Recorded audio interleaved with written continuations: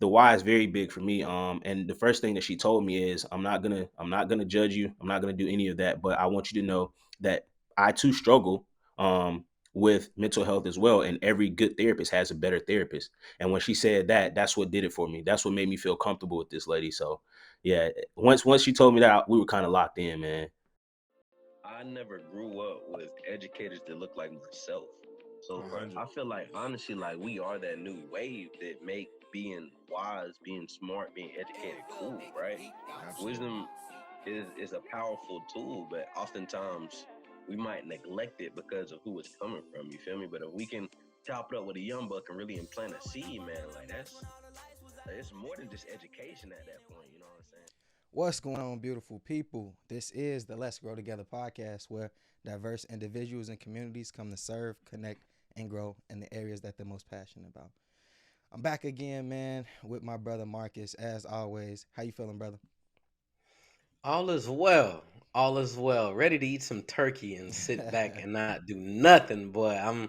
I'm so excited to not have to host. I ain't Yeah. gonna cap it. It's good to be going somewhere else, kicking my feet back. But again, all is well, man. In a good headspace, ready to rock and roll, ready to sit down and take a break Yeah. and then tune back into life for a little bit. So excited to come up for air as it's relevant as our within our conversation today, man. But outside that, no huge updates. I'm kind of cooling, man. I'm coasting and just meditating, getting ready for this gala. A lot of big activities. Really ready to just close out the year to keep it a buck, man. Yeah. I think so many individuals in our space are just grind. Now it's like start coasting a little bit, start pumping them brakes, and get ready to chill and get right back to it when January comes. So that's what we are, man. What's going on with you, brother? Man, that's so real, man. I'm so glad, like, cause Thanksgiving is this week. A lot of the schools that we work with, we didn't have programs for, so it was just All an right. opportunity for us to just kind of just dial back, man, refocus, do some other stuff. But mainly, we're getting ready for that restorative practices conference that I told you about coming up in January. So we're just in the process of still doing a lot of logistical planning stuff for that. But man, really just basically goal setting and getting ready for the next year, man. That's pretty much where we're at. And then just had like my girl had like a sister given at the crib. It was supposed to just be her and her sisters, but they ended up bringing their kids, and it was just dope, man. But they one of them broke something on the toilet, so she was upset about that. So so just the piece about hosting is it's one of those things where, man, you always gotta be mindful of everybody, but also making sure everybody having a good time. But we got a lot of like leftover stuff at the crib, so I'm excited to get into all of that. Nah, that is the best thing about hosting. You always gonna have the scraps, the leftovers. You get to get right, do your thing. But I Facts. feel it. We're actually traveling to Winston Salem to see my girl's family, and Okay, it's a lot more of like the tenured older folks. got So you. that's always really dope, especially to connect Avery with individuals who are a little bit more seasoned in the family, where she's able to Mm, make those memories and yeah, things of that nature. That's one thing I advocate for having kids at a little bit of a younger age, man. Like I never got to see my grandparents on my dad's side. I yeah, just hear stories. I was actually talking to him about that recently, and I was just like, "Yeah, I just remember stories. I don't remember no more details." But yeah, yeah. being able to connect the dots for Avery has been huge, man. But cool. But as always, man, we like to implement guests and somebody different to really have a new perspective to add to the conversation. And today we definitely got a dope individual, man. My guy Alex. So as we welcome him on, man, just want to give y'all some brief insight about my brother, man. Alex is a dope young man. I had the opportunity to cross paths with at Fayetteville State. One thing he's huge on is mental health. Ever since I first met him, I think that was the first conversation we had off jump, and he never really shied away from the conversation like most individuals do. I'll jump. He let me know that's what he's pushing. That's what he wants to tap into. So we decided to really pick his brain today and learn a little bit more about some of the great things he's doing on Fayetteville State campus and within the community as well. So welcome on my brother Alex. What's going on, Alex? How you, man? What's going on, man? I'm thankful to be here. I want to appreciate. I want to extend the gratitude to both of y'all, man, for having me on. It's an honor, man. Like I said, I watch the show, and I appreciate the transparency between the both of you as well. So I look forward to the conversation, man. Respect, Yes, respect. Lord. Nah, I appreciate it. It means good. We always like having people on the other end who are now in front of the camera, right? So now you can really tap into the action, man. But one, just get the people a little bit of background about yourself, man. Just a quick synopsis if you don't mind. Okay, so originally I'm from a Hosky, North Carolina, born raised in Tampa, Florida. Mom was in the military, moved around quite a bit. Around 2015, I moved to Atlanta myself, where did a couple of things in like the entertainment industry, acting, modeling, things of that nature. Ended up joining the military, where I still serve. Um, and I actually started getting more into mental health when I joined the military from an advocacy standpoint. So yeah, that's a little bit of background about myself, man. I'm just pushing the narrative of breaking the stigma of mental health in Black men and those that look like us. Mm, respect, respect. Nah, again, I think the first conversation we had, bro, brought up mental health. I'm like, oh yeah, he don't play. He's serious about it, right? So Yeah. I wanna hear a little bit about that. So I know just personally, right? Mhm. Your mom recently passed, and I think that was like a very imperative time frame for you, just really tapping in from a mental health standpoint. Yeah. I'd love to hear just little bit of background about that of your mom. Okay, so the background on that is so yeah, my mom passed in December, but that situation it was a lot of open wounds from that situation. So it stemmed back until 2019, where I actually lost my daughter. Um, my daughter passed away in March. We had a walk for her at the hospital that she passed away at. And my mom came down to join us on the walk. On the way back, my mom started feeling pain in her leg. So she ended up driving herself to the hospital. That was a life changing event. She had a stroke while she was in the hospital. Went home and continued life a little bit longer. Then October came. She had pain again in that leg. She ended up having to have emergency amputation. And while she was in the hospital, she ended up having about 9 strokes. They ended up putting her on life support, and that was a traumatic event for me and myself because I am the only child. My dad was never around, so a lot of emotion. And on about day 5 of being in the ICU, I had to make the decision to take my mom off of life support. Um, when I took her off life support, they told us that she wasn't gonna leave the hospital. My mom ended up living 3 years later, so I lived with a whole bunch of regret and all of that type of stuff. So mental health became a huge thing for me. I went through depression, anxiety, a lot of things of that nature. And then fast forward, she got better. They said she was not going to leave. She left, got back healthy. She started talking again. I was taking care of her, me and my wife. And then December, we got a random call saying that her stomach was hurting. Took her to the hospital, and she had it wasn't a routine surgery. The first surgery, it was about 13 hours. The doctors told us that it was going to be good. She came out of surgery good. Um, she was still kind of lethargic after the surgery. And I told the doctors, I'm like, well, this is my mom. She's not back to her baseline yet. So could we run some more tests? So they did another CT scan and they noticed that she had a leakage in her intestines. So doc came back in, told me, "Hey, it's a routine procedure. Usually takes about 30 minutes." And I don't know if y'all know, some hospitals have the little check-in text where they can tell you when your family member goes under anesthesia, and they update you on the surgery. So throughout the 13-hour surgery, I kept getting updates. So the one that took 30 minutes, they never told me anything. Um, so when I sent the text message to them to see how my mom was doing, the doctor came back in and told me that my mom had a heart issue and she passed away on the table. So she never made it into surgery. So yeah, man, that's a little bit of background about my mom's situation. But yeah, it was definitely and still is a hard thing to go through. Losing your parent, especially your mom. They always say like statistically that's the hardest loss that you'll take. So yeah, man, that's the background on that. Man, so first off, my condolences. That's just it's crazy to go through for anybody, and especially like you said, it being a parent, somebody that's so close to you. I know it just hits that much harder, but I know you mentioned that your mom was in the military as well. Did her being in the military play a role in you joining also, or was that just something that you just kind of saw it being a dope and beneficial path for yourself? So it did. It played a huge part in me going because my mom, she suffered with mental health issues, which is why I dove into mental health so hard because I believe that her story needs to be told as well. So Me too. she was in the military and she was in Germany and she got sexually assaulted while she was in the military, and that's what kind of drove me to go in to kind of change that narrative as well, like dealing with sexual assault, sexual harassment, and mental health in the military. So yeah, she definitely played a huge role in me going. But it's also like a family thing. Everyone in my family does at least one term in the military. If you like it, you stay. If you don't, you get out. You know, you served it. You Yeah, yeah, served it. yeah. Yeah. I can respect that. I can respect that. Nah, that's real. So I want to talk a little bit about some of the coping mechanisms you really learned. I had the opportunity to recently be on a panel with you for mental health, and bro, we had a dope conversation. We had a really dope conversation. But I want to learn just from you personally, right? What are some coping mechanisms that you have in play? I know therapy was one, but love to just get a little bit of insight as well. As I know that is one thing that you really stress for Black men in today's society.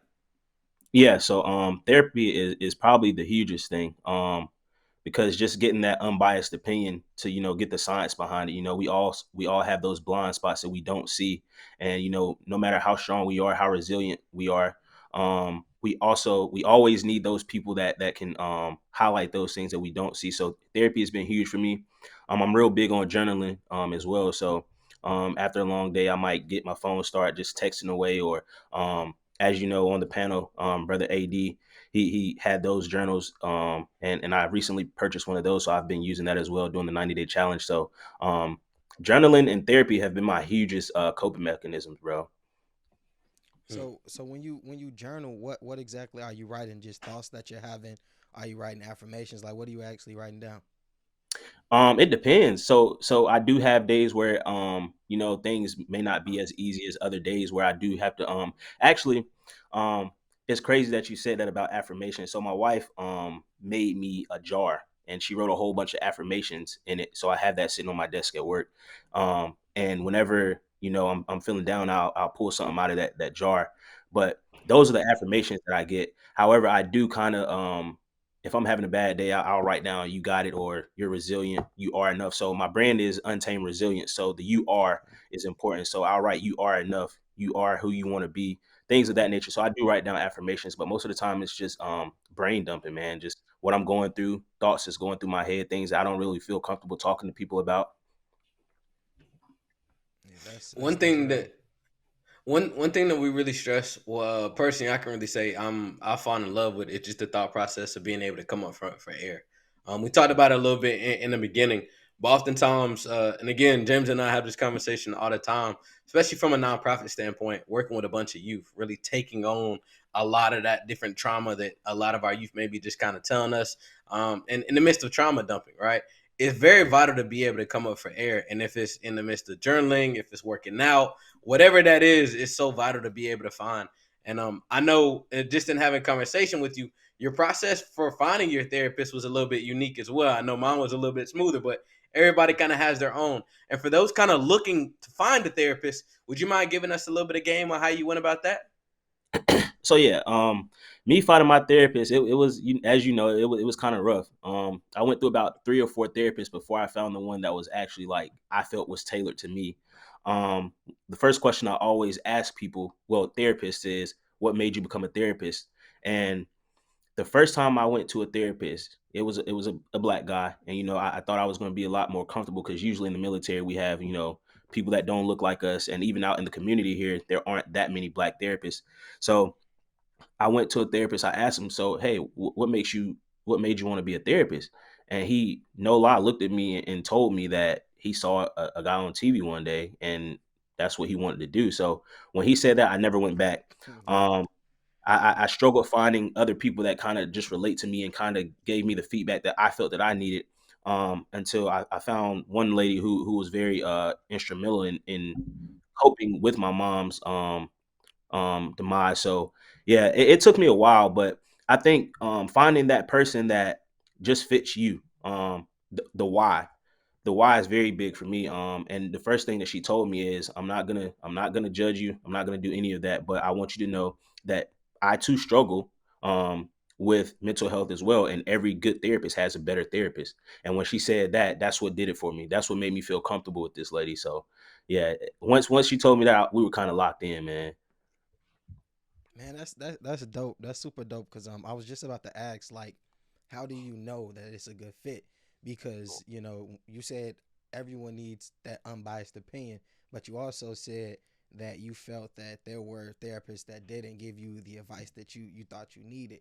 So, but you clarified it by saying that, she said that every therapist has a great therapist. So, because I was wondering, because I'm in search of a therapist myself now, and it's just been one of those things where, of course, I definitely want someone that looks like myself, but it's like I also just want somebody that's qualified to give me the feedback that I'm looking for. So, thank you so much for that, because that's super dope. But Yeah, man. um, Oh, yeah. Marcus said that you do a lot of work on Fayetteville's campus, and you're a part of NAMI, or you work with NAMI. How did that come about? Like, how did you start working with them? I actually met one of Marcus's the day that I met Marcus, actually I met Javian Green, Okay. and we talked about mental health as well. You know, he has his struggles and I had my struggles, and we kind of hit it off. And he was transparent with me. I was transparent with him. So he was like, "Hey, man, I want to get together. I know, I see you on Instagram. I see what you stand for. I see what you're trying to do, and I think we should partner up one day." So, months go by and he hit me up one day and he was like, "Hey man, I think we're gonna try to bring a NAMI chapter to Fayetteville State." And I was like, "Hey man, if you can do it, let me know." And no lie, he did it. So he let me know. He asked me did I want to be on the e-board. So it's been all she wrote ever since. That's dope. That's phenomenal. And we had Yeah. Javian on the podcast too, so the squad is definitely familiar with Oh super yeah. super dope jet. But Nami is a big thing for you, but I also know Kappa is as well, right? And I know it's two different realms, but I want to really ask you, how has the brotherhood been so supportive and really been just a pillar in the midst of mental health for you as well, too, personally, especially being an only child? I heard you mention.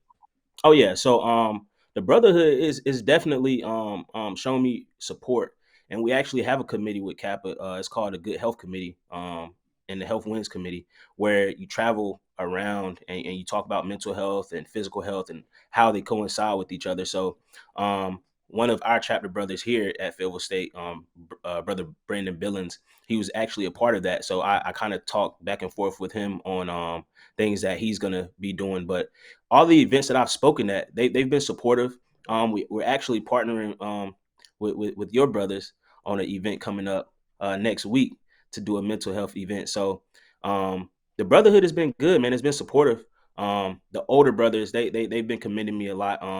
One of my pros is actually my club, he's a therapist as well, so he definitely checks in on me and makes sure that I keep my head on straight, because you can also lose yourself in this mental health stuff, man, because you always taking care of other people and you kind of lose sight for yourself. So yeah, I Yeah. would say that the brotherhood has been very helpful, man. Now that's dope. It's very imperative just to have a village around you. You know what I'm saying? And even at the forum, seeing some of your brothers pull up, that was dope. I love the unity.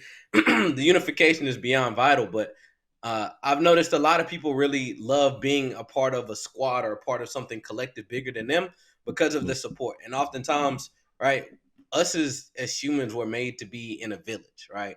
Yep. Again, and even ever since like the beginning of history, we've lived in communities, right? We're really big on the collaboration and the collective. So just to know that you have that village is really dope. I want to talk a little bit about from a mastermind perspective, right? I Mhm. know that was one thing you were able to really tap into as well. I love just to get a little bit of background on your perspective, how what that really did for you as we talk about village and community as well. Okay, you talking about when we were on the call? Yeah, yeah. Yeah. So it did a lot for me, man, because like I said, you've always been transparent. You brought me in like I was one of your own, and you gave us the word. We talked, and it was genuine. It was love, man. I left the conversation feeling refreshed and knowing that there are people that look like me that don't mind talking about what they're going through in life. Because oftentimes, man, we don't have those conversations, and a lot of people shy away from those. So the transparency is the main thing that I got from it, man. And it's like it wanted me, like it made me want to get my brothers together and be like, hey man, we need to start, you know what I'm saying, talking. So I've been trying to do that more with my LBs, my brothers that I grew up with and stuff like that. So I've been trying to schedule times with them to do the same thing. So it was very inspirational, man. And like I said, I always applaud your transparency on it, man, because it definitely opened my eyes because I wasn't used to, you know, people just being like welcoming of you and allowing you in their space to talk about their personal things. And that's something that I experienced it with that conversation, man. And I definitely appreciate it, bro. Bro, that's what the power of the mastermind is all about. And Yep. that's something that we practice and preach every day. We talk about being restorative.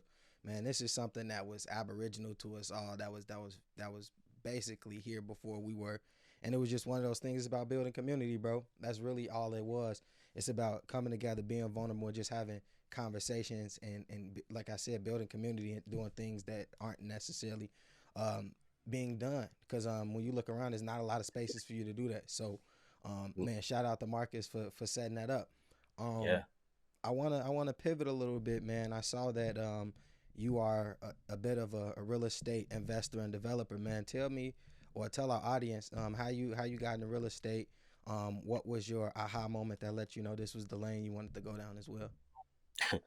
It's crazy how everything uh like correlates. So when I was young, my mom, like I said, she suffered from mental health issues herself.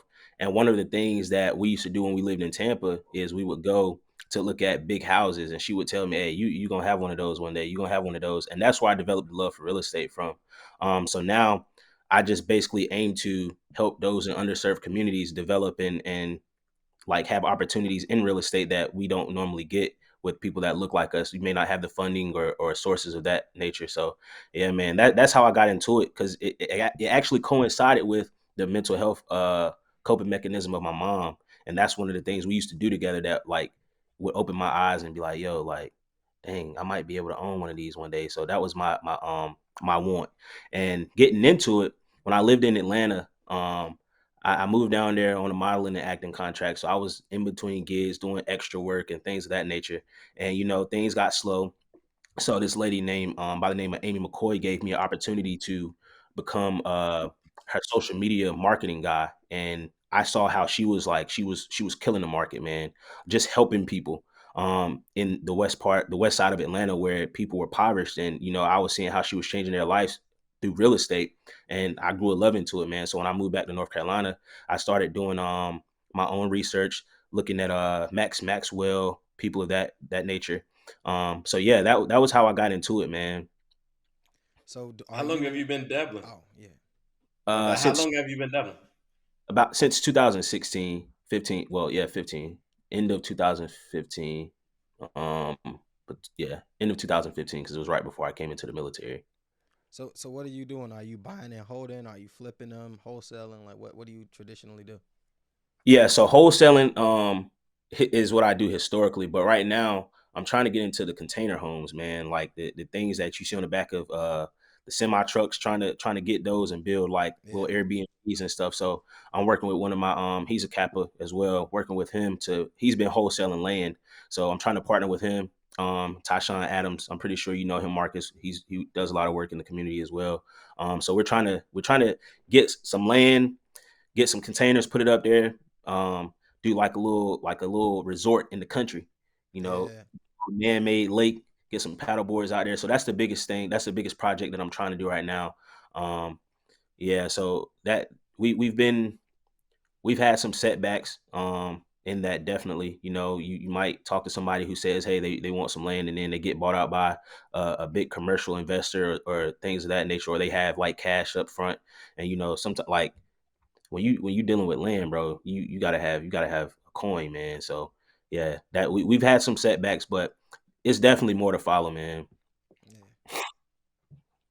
Yeah. Mm. That's fire, bro. That's fire. So again, just kind of knowing you, I know that you're really big on being an advocate for others. Mhm. I want to know just what are some avenues that you're really dabbling in right now? I know we talked about NAM and we talked about Kappa, but like, what type of vision do you have long term, and what are you really working on implementing as far as impacting the youth at this moment? So with my company, the Untamed Resilience, so I'm trying to get that under my feet to basically spread awareness. Like I am still active duty, so me and Javian, we're trying to work with the military to figure out ways to better serve veterans. um, to stop the suicide rate. So that's my biggest goal when it comes to mental health right now. I started this thing at work called Mental Health Monday. So every Monday we get together. So um, I'm a platoon sergeant right now in USASOC, and we house anywhere between 60 to 400 soldiers at a time. So they're coming in and out every week. So on Mondays, I pick a word. We talk about mental health and things of that nature. See if they need help. I tell them about NAMI, give them resources to suicide prevention. But um, the military is very underserved when it comes to access to therapists and behavioral health specialists. So that's the biggest thing that we're trying to do right now is bridge the gap between veterans and the mental health system. That's actually that's pretty crazy to think about. I would think that the military had would have better services in terms of mental health. That's crazy to think about. Yeah, we so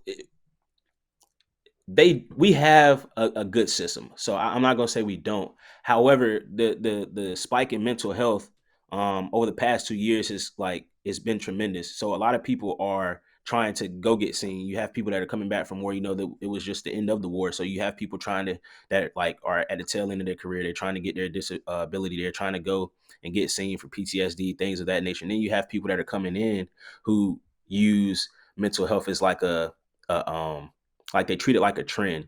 So they try to go in just to, you know what I'm saying? Oh, well, if I go here, if I go to sit call and go to mental health, I can get out the military and I'll be set for life. So it's two sides of the spectrum. But I think the biggest thing is they're so booked up. I talked to a young man last week and he came to me and he was talking about getting an appointment and they're booked up until May. I'm not even going to be in my unit in May. So it's like, Wow. if you need that immediate need, you can't wait till May. Right. So I think that's a huge problem that we have right now, especially with the 12 suicides a day and the increase in numbers that we're experiencing during this time. Hmm. That's really unique. Again, to James' point, that kind of does surprise me. But hearing your logic with that, it makes a lot of sense, right? It's just more demand than there is supply. Ultimately, is Yeah. really what it Yeah. sounds like. So I can understand that. I want to talk a little bit about tainted systems. That's one component, bro. As we talked about in the panel, like just being a black man in today's society, like bro, I feel like it's draining. Like to keep it a buck, bro. Especially when you're really pouring into others, not getting poured back into, especially when you're seeing all the tainted systems from a juvenile justice perspective and things that appear to be so broad. It's like I don't even know how to tackle it. Right. I just want to ask y'all, just as black men on the call as well, like how do y'all go about facing the mental health with things outside of your realm, right? When it comes to your ma and things that come with life, right? We know that death is inevitable. You know what I'm saying? That's one component. But when it comes to systems that are tainted, that we're working to overcome, how do you all go about really working through that? I just want to ask y'all personally. I'm gonna give it to you first, Alex. Okay, so I think the biggest thing is advocating, man. Mm, We discover and select the things that we want to change and get behind it. Do our the necessary research to get those things fixed. Like you said, it's a lot of tainted systems, especially with being black men in America, man. Like one thing that's tainted is the mindset. And that's where it mm, starts. You talk about mental health. Mental health is the number one thing it deals with is the mind. So every thought that you've ever thought is why you're where you're at. So if we don't change our mindsets, we can't even think to change a whole tainted system. So I think we have to advocate to change the stigma but in with us first before even attempting to change a system. But I do think we have to identify those systems that we want to change and then just come together and advocate, man. That's the biggest thing right now. That's why I'm doing what I'm doing, because it's not too many people that want to advocate. Everybody's so like it's a hard conversation to have and nobody wants to have the hard conversation. And mental health is big on accountability, and that's a lot. That's something that we run away from in our community is accountability, man. mm, mm, That's extremely real. But along with like being an advocate for it, I would also say, man, just educate yourself on the system that's in place. I know a Yep. lot of times, we're out here trying to fight this battle and we don't know what we're fighting up against. So I would say, whatever it is, whatever that system is, as many as they are, like figure out what that system is. Because now that I know that it exists, I know how it operates. I can now figure out how to disarm it. And I think that is the way that you chip at it. and it's one of those things where you can't aim to um, do too much and at first, right? It's something that you pick at every day. You're consistent at it. You're building at it. Because I think sometimes what happens, especially in the mental space, mental health space, is that we're looking for leaps and bounds in terms of recovery or in terms of the assistance, in terms of the things that we get. And in reality, it's a marathon. Remember, it's something that you deal with every day. So I would say, one, educate yourself, but also be consistent in your approach. Don't be so thirsty or excited for progress. Just focus on the consistency aspect of it. Running out of breath. And that's how you know you're spitting. But nah, I definitely agree, and I guess I think I have the solution for it. But that's just been something that's very heavy on my mind. Even just having a conversation with the young bucks, knowing through everybody kind of going through they go through, but really for myself personally, seeing that whole situation with the Capitol, really opened up my eyes to a lot, and it pissed me the hell off more than I've been pissed off. Right, seeing the Yeah. shooting, seeing the killing is one thing, but seeing the Capitol on a large scale, where I mean, I don't think there's no too much more to be said, right? But just understanding that there's a lot of things in play that are our adversary at this point in time, makes me really just wonder, like, why can't we come together and have the same collective mindset as well, too, right? So Man, again, maybe, yeah. I was What's gonna up? say, Marcus, because you posted something on social media the other day about it was that lady that was at like a police station with a firearm, and she was shooting inside the police station, Man, and she was Yeah. able to basically get arrested and got a court date. And we've seen people that look like us that didn't have that same luxury, right? But again, it's understand that this system is in place. And even in terms of, like we talked about on our fear episode, when you get pulled over by the police, like, are we feeding into, like, are we fueling the system? Like, are we being aggressive? Are we being defiant in those stops? You know what I mean? Like, are we playing into it? But at the same time, like, don't be a fool. Like, this is happening. You know Yeah. what I'm saying? So try to do what you can. I think that's a problem where people they just turn a blind eye, man. It's like every I think every person of color when they're stopped, they're gonna be nervous, man. Like, and whether you mean to or not, I don't think that we play into the narrative. I think a lot of times it's just like people turn the eye and think it doesn't exist. And I Man, deal with a lot in the military as well, man. It's like even when I went to basic training, man, it was dudes that I went to basic training with that had never seen black people in real life before.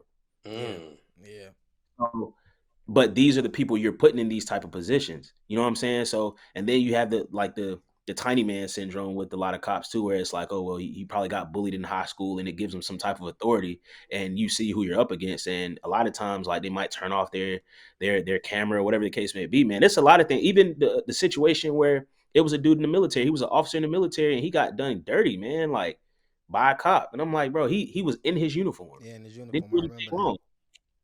But yeah, it's crazy, man, and it's definitely a tainted system. Yeah, hmm, it's a mentality, man. It's just a collective mentality, and it's just one of those things that, like, as people, like as a human race, like we just have to do better. Because I think, like, black folks, we're not off the hook either. It's times where we say and do things that aren't necessarily helpful to another group, but it's just one of those things where, like, we just have to realize that we are stronger together in this thing of life. So whether it's on the mental health front or it's just on the advocacy front for just helping my brothers and sisters get forward. Like, we just got to do better, man, because we are aware of the tainted systems. Like, let's stop feeding into it. Let's combine and contribute to it. So That's a fact. I agree. I wholeheartedly agree, man. mm. Nah, I'm right there with you as well, man. James, I want to ask you as well, man. What are some of the biggest things that you feel attribute to the naive actions of this generation, right? That continues to keep us in the cycle. I think it's access, man. They got access to a lot of stuff extremely early. Access to information, access to, the internet and activities. They're growing up a lot sooner than we are. They're listening to different types of music. They're seeing different things, man. It's just access, bro. And it's also, unfortunately, man, it's the parenting also. because our parents wanted to give us everything because they didn't have it, right? And so because they have access and they have ease, it gives them this what do you want to call it? Not necessarily entitlement, but this thought process that things should come easy because it's been easy for them, and that's not for everybody, obviously, right? But there is a particular group that's like, they've been coddled, they've been parented a certain way. So I would say access, and then as our parents have to take some responsibility in that as well. But then it's also not on the parent because you can give. It's almost like being a coach and you coach a player a specific way. They still have to go out in the game and execute the plays that you taught them. So I'm not saying that it's 100% on the parent also, but I do think that the parents play a bit of a role in that and lack thereof in terms of like the development of what some of the youth are doing.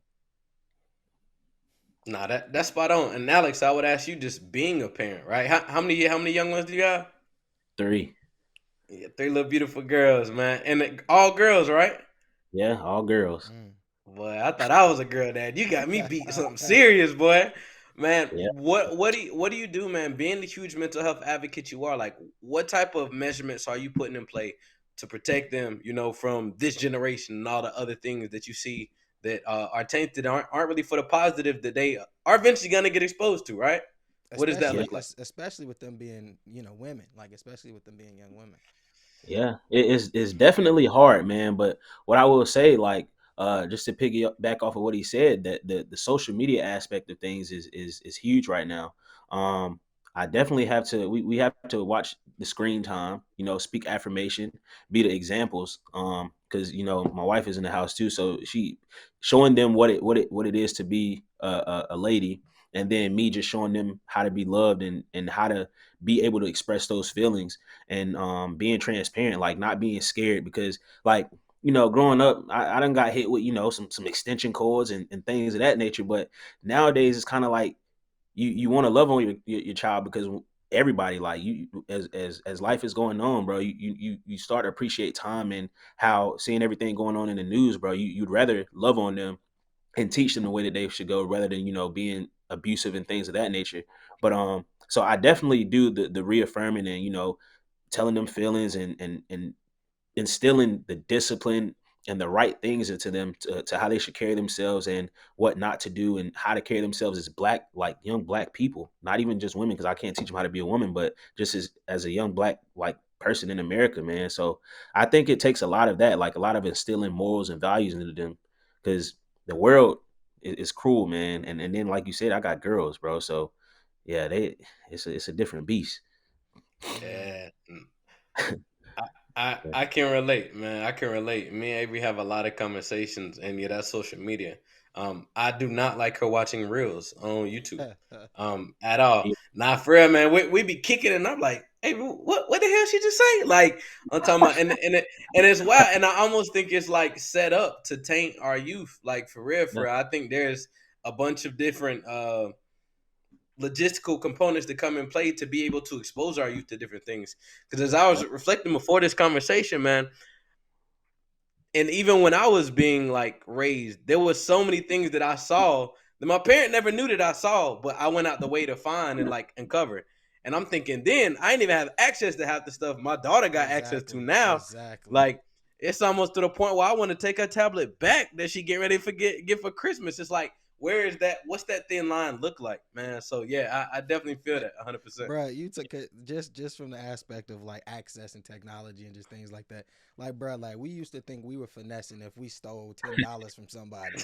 You know what I'm saying? These young Yeah, bucks is yeah. cracking cards and scamming folk like for hundreds of thousands of dollars or thousands of dollars. So it's a whole new ball game, bro. It's a whole new ball game, And then, like you said, Marcus, bro, like they could be watching YouTube, and then the ads don't even go with the YouTube video, and you like, bro, what bruh. what are you watching? Like, there's no way you type this stuff in for these people to be talking like this. Yeah. And watching what's the little guy's name? I think his name is Ryan. He plays with toys, bro. She got a Yeah, room full. yeah. Ryan's World. Yeah, yeah. Got a room full of toys don't play with them, but she'll watch the little boy play with toys, and there was a girl up there talking crazy. I was like, bro, what is that? And yeah, so I definitely have to monitor that, bro. So yeah, I definitely empathize with you there, bro. Yeah, yeah. That's crazy. Gotta keep your head on the swivel, man. But again, it's beautiful. Not to take away from the beautiful component that life is. I was actually rapping with one of my mentors that we work with at one of the schools, and I was just kind of rapping with him, letting him know, yo, it's a lot of moving pieces he's going on. He's like, Marcus, when the last time you just like took a walk? And I was like, damn, when is the last time I took a walk? Like, I couldn't even tell you. And he was saying it's just important to get back to the basic. Um, Life is so complicated and so complex because of the technologies and all the other things that we're exposed to. Being able to take it back to the root elementary components, right? And he said, "Yo, you got a dog. Like that's an excuse for you just to go take a walk. Go take some time for yourself." I always thought just sitting on my porch meditating was worthwhile for me, but walking ain't nothing better than beating that natural, flow of the blood, things of that nature. And it kind of just dawned on me, like, damn, I've been overthinking it. Maybe I just need to go on a walk. Yeah. Yeah, break a little sweat out, get you them steps in. It definitely works, man. I noticed after my knee surgery, I had to get back used to running, but running helps me, man. Like the morning I do PT with the guys, sometimes I take them on a run, but running has been very therapeutic to me, man. Um, but yeah, it just takes, like you said, it takes those times where you just need to get away and just to talk with yourself and be with your own thoughts. Because regardless of how successful you are, we're all still figuring it out, man. And I don't think anybody has all the answers, and that's something that I kind of struggle with because it was like, man, I should be here or I should be there or I should be able to do this, but it's like, bro, I got to come back down to myself and realize, like, bro, you're good. Take some time, take a breath, meditate, do what you got to do to keep going. So, nah, I definitely believe that you need to take that time away, man. Man, that's super real, man. I think man, just getting out and getting into nature, it always does something for us. I think the closer you get to nature, the closer you are to God type vibe. So I think it's super dope and super spot on from both of y'all. But man, as we start to kind of close out, Alex, like what advice would you give someone that's on that mental health journey and they're kind of at a crossroad? They're like, I don't know if I should seek help. I don't know if I should keep it into myself because I ain't really got nobody to talk to. Like, what advice would you give somebody in that position? Um, I would say if it's a thought, if you need help or not, you should probably seek help. Um, because mental health, it's not a problem until it's a problem.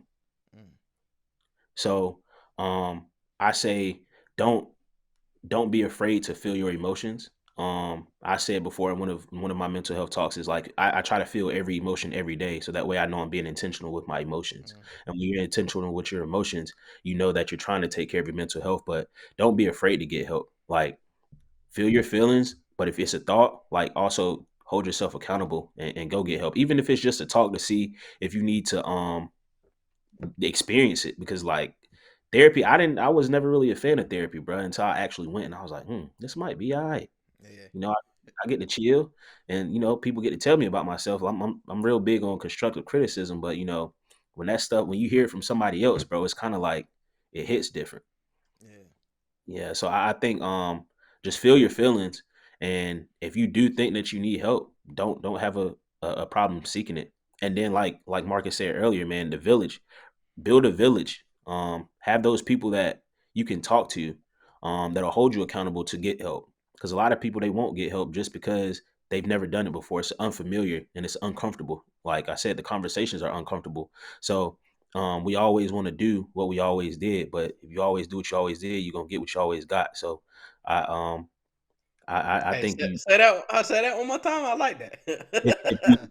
you do what you always did, you're gonna get what you always got. So, yeah, I think if you have to think about it, man, get help, seek help, even if it's just a conversation with somebody that you need to confirm that maybe you do need help.